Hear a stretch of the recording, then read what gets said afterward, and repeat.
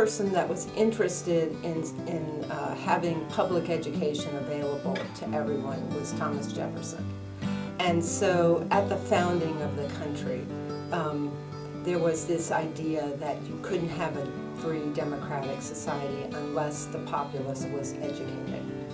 And so that didn't mean everybody, by the way. That meant white males.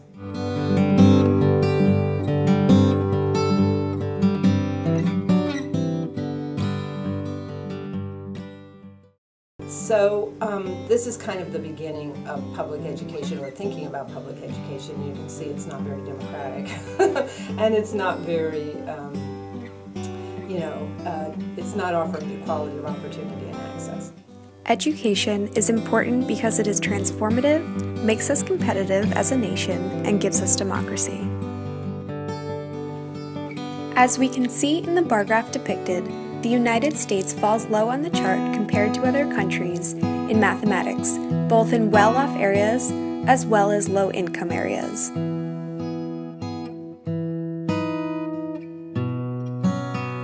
Public education has struggled from the early 1800s to close the gap of racial segregation, as well as enforce a strict need for education from a child's young age.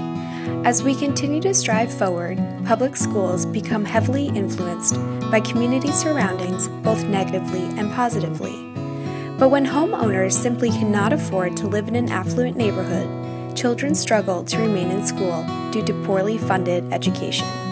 However, with the right teachers and academic programs, schools have the ability to turn themselves around. Specifically to Florida, specifically to Orange County. I know there's obviously this big debacle right now with Rick Scott trying to get our teachers raises, and it's up and down, and there was a huge cut to our education once he came in. Teachers haven't got a raise for several years, so that's definitely on teachers on their minds to bring that into the conversation. So that's kind of something that's happening right now within our government, up in Tallahassee, that we're all kind of looking at and watching. Another thing that's happening in education right now, most of the states are operating on their own. So we do the FCAT, other states do different tests, everyone's doing different curriculum. But starting in perhaps next year, the year after, I'm not totally sure, we're moving to Common Core, meaning Florida and most of the other states, if a few are not on board, are gonna be doing the same curriculum.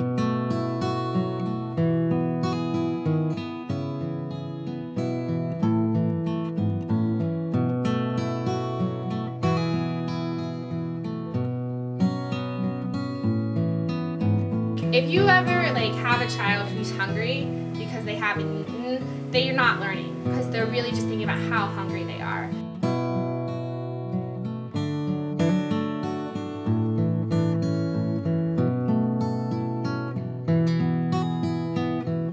A lot of our children, 20%, are living in situations of homelessness. Many are in one-parent families, may not have that big brother or that big sister to guide them and to give them advice along the journey of life. Our school is located in the heart of Colonial Town, right near downtown off of Mills and Colonial. And our students are actually bused in, so they're not, some are from the neighborhood, but most of our students are bused in. So our students are bused in from Paramore. We have around 50% of our students bused in from Paramore, and also from the local homeless coalition right over on Central. All elementary school students who live at that shelter come to school here. Also, 20 to 25% of our population of students is considered homeless, meaning they are displaced. But it wasn't always like that. Several years ago, the district lines were kind of redrawn. It changed from a predominantly upper middle class, or middle class school, I'd say, of mostly white students, because we were pulling from just this area to this area, but then also Paramore and those other students came in, which diversified the classroom, which back when this happened was several years ago. Parents started to pull their students out because our school grade dropped, which is really sad. If you are a child who is born into poverty in America, the chances that you will ever be able to escape poverty is slim to none. If you have grit and determination, you work hard, you do the right thing, you can live the American dream. But that's not the reality for American kids today. And you say it's because they get a lousy education. Absolutely. We all buy into the fact that if we work hard and we are educated, that we can have the expectation of success.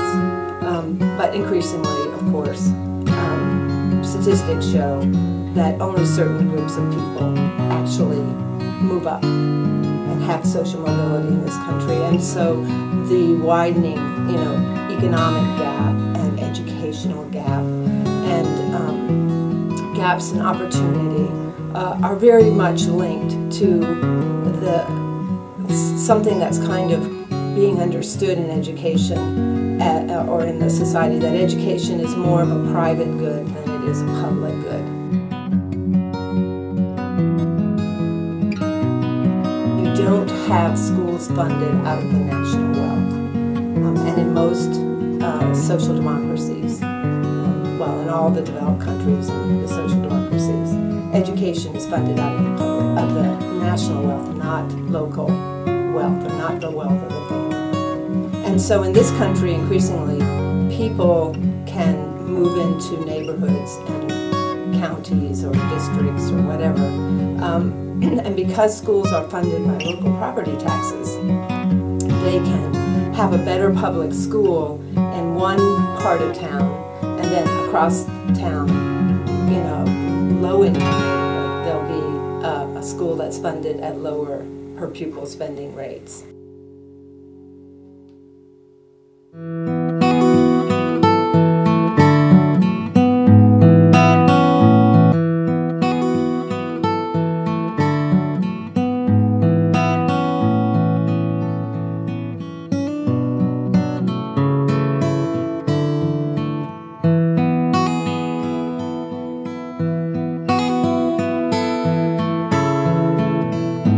Every single Friday, we send home a snack pack. So a bag of food that has 2 proteins, a canned vegetable, granola bars, juice, applesauce, raisins. Anyone can get a snack pack that wants to get one. So every single Friday, we distribute them to the classrooms or to the buses. Some of our students who get the snack packs, it's kind of interesting, their story behind why they get it or kind of where they're at in life. But for instance, some of our students, one in particular, he's a kindergartner. He has a little brother who's in preschool, and then him and his single mom who's in her early 20s. Great mom, working really hard, but also struggling with food. So they're actually on food stamps, and they were living in a homeless coalition a few years ago. They have since moved out and live on their own, but they still need help with food. She's just one parent with 2, rambunctious little boys. So not only, she's getting food stamps, but it's also really helpful for her to get the snack packs because there's healthy food in there.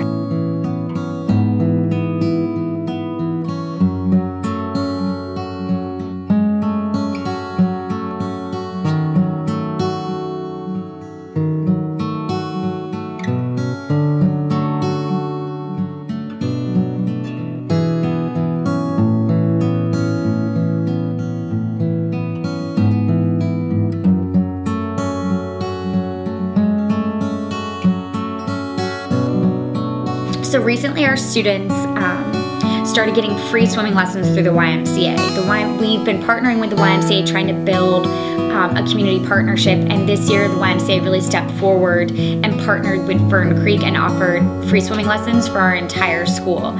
So this posed a whole nother problem. We have our clothing closet at Fern Creek, which is great, but this was kind of a weird need. So the foundation and Fern Creek reached out to the community, and St. James Cathedral School and St. James Cathedral Church, also the YMCA and Lake Highland came through with bathing suits. And it was my job and a few of the other teachers to bring the students in to get their bathing suits, and they were over the moon.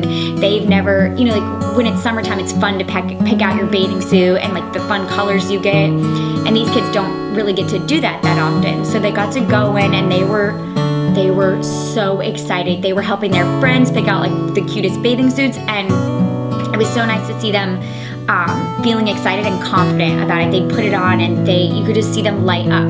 It's like meeting their basic needs. So like there's the Maslow's hierarchy of needs, and the first one is like just providing for the basic foundations of life, like food and clothing and shelter. And so with the clothing closet and the food pantry, we're meeting their basic needs that might not get met otherwise.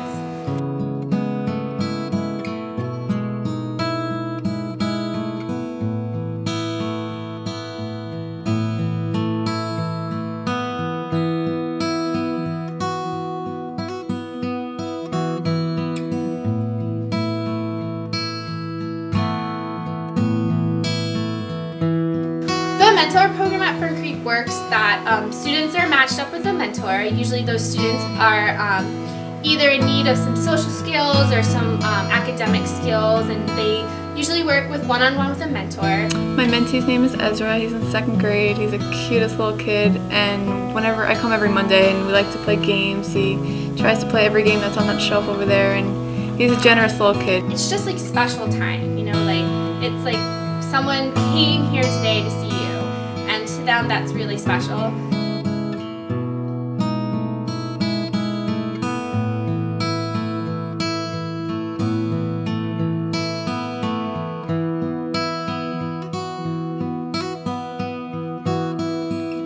Fern Creek Elementary School is an admirable example of the kind of school we should look at. With minimal funding, they have turned their school around thanks to an amazing staff, loving community partners, and volunteers to ensure that the children of Fern Creek excel to their highest potential.